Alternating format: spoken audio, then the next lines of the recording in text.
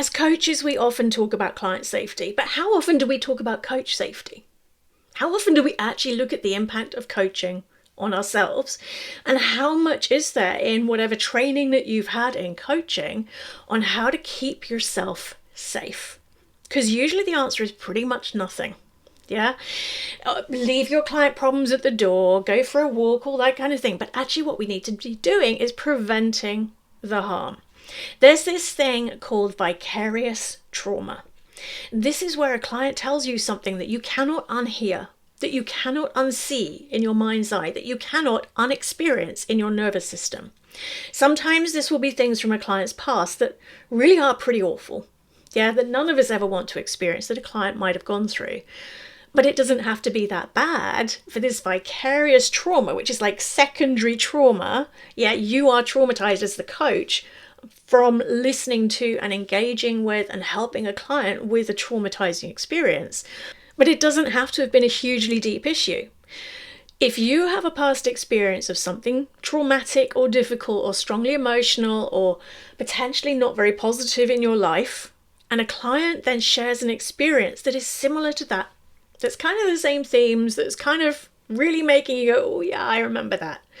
This is vicarious trauma risk.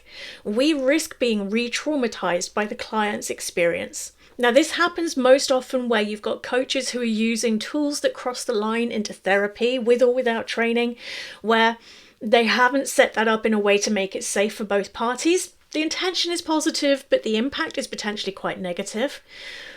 And it happens when a client might spontaneously share something with you that's totally outside of the coaching box, but they share it anyway. And you're then left feeling that internal experience. It triggers your nervous system. Yeah, if you're highly empathetic, if you're a highly sensitive person, a lot of coaches have hyperempathy, particularly if you're a neurodivergent coach, you can really feel the client's pain. This is vicarious trauma.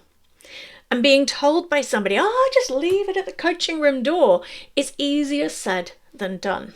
So what we teach on my coaching mastery programs is how to prevent that without having to show up to a session covered in armor and keeping the client at arm's length and having like a kind of like a big klaxon that you ring whenever a client goes too emotional. There are ways you can set up the coaching session that make that much less likely. There are ways that you can work with your energy, with the client's energy, that mean that you are safe from the vicarious trauma. But it's also why I believe that no coaching course should be self-study.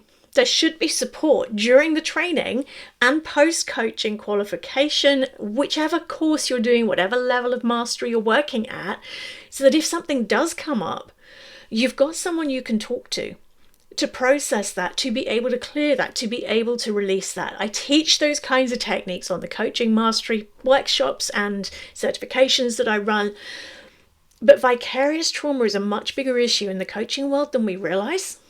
And if your mental, emotional, physical health and trauma history mean that you are more susceptible to deeply feeling other people's emotions, then this is a bigger risk factor for you, and you really do need strategies in place to actively and proactively keep yourself safe without having to put up a wall between you and your clients. That will help you to be safe, to do your best work, and have the biggest impact for them that you can.